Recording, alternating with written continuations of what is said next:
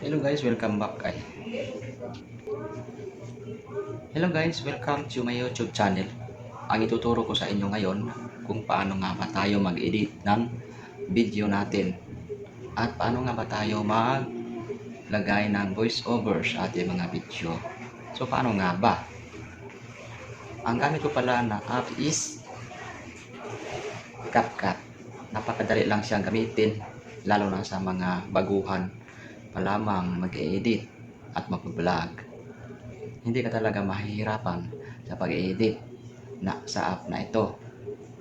So ngayon, ituturo ko na sa inyo kung paano nga ba tayo mag-edit o paano nga ba tayo maglagay ng voice over sa ating mga video.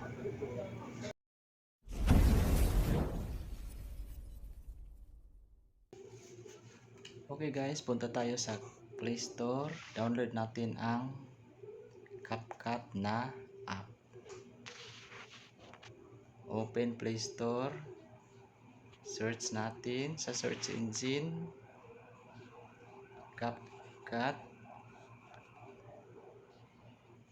Ngayon, punta tayo sa app na CapCut. Open. Tapos, new video. Maghanap tayo ng video. Pwede natin i-add. Ito.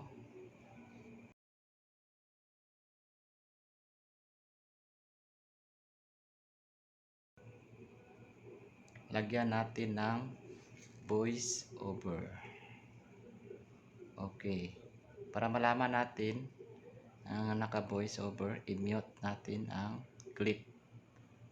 I-click natin ang mute. Tapos,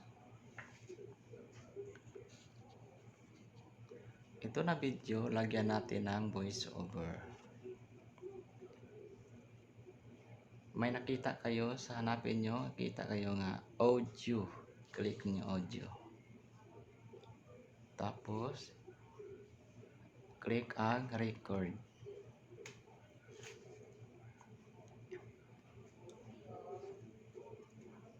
Tapos, i-click ang long press mo lang ang mic.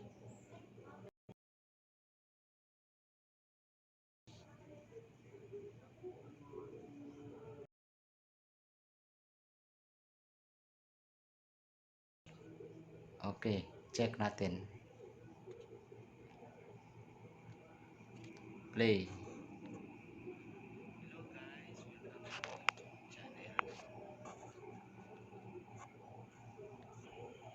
Hello guys, welcome to my YouTube channel. Okay. Yun na yun. Try natin, pangalawa.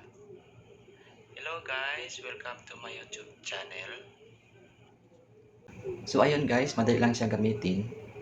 Kung may mga katanungan kayo at kung may mga gusto kayong matutunan, mag-comment lang kayo dyan sa baba. At yun guys, sana matutunan kayo for today's video. Kung hindi ka pa nakapag-subscribe sa aking channel, sana naman